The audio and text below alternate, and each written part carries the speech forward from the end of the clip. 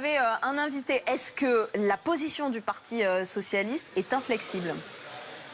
Mais je vais poser la question à Fabrice Roussel, député socialiste effectivement de Loire-Atlantique. Il semblerait qu'il y ait un suspense, ou en tout cas que certains dans le bloc central doutent dans vos motivations, dans votre envie d'aller jusqu'au bout et de voter la censure. Vous, qu'est-ce que vous allez faire dans quelques heures? Nous, on a déposé une motion de censure. Si on dépose une motion de censure, c'est pour la voter. On ne le fait pas forcément par plaisir, mais nous avons eu des discussions dans le cadre budgétaire, notamment sur la sécurité sociale. Nous avons porté des propositions pour faire en sorte que les ménages les plus modestes, les personnes malades, mais également les retraités ne subissent pas le projet tel qu'il était prévu. On n'a pas été entendu. On doit aujourd'hui être en respect des électeurs qui nous ont fait confiance.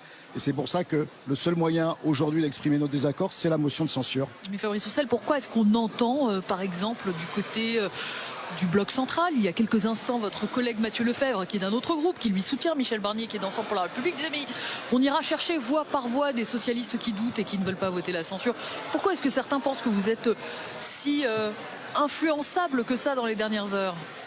Moi, je pense qu'on a été très clair en réunion de groupe. On a eu une bonne discussion, des échanges. Vous n'entendez pas certains de vos collègues socialistes dire finalement j'hésite? Aujourd'hui, non, parce que aujourd'hui, l'enjeu, c'est la protection sociale des Français.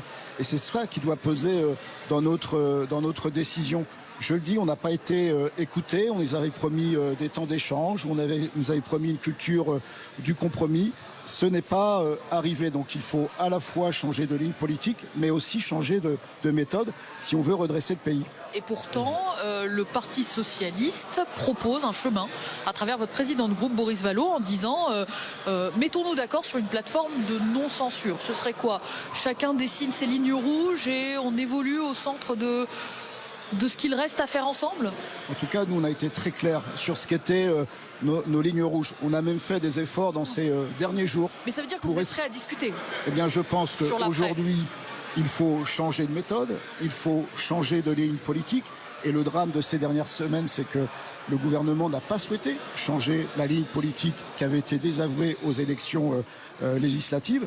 Et donc, il faut tracer effectivement un nouveau chemin. Mais nous, on a fixé le cap, à la fois dans les propositions sur le budget de la sécurité sociale, sur le projet de loi de finances. On est prêt à continuer de discuter, mais il faut discuter dans l'intérêt des Français. D'un dernier mot, Fabrice Roussel, qui doit prendre l'initiative de ce nouveau cadre de dialogue?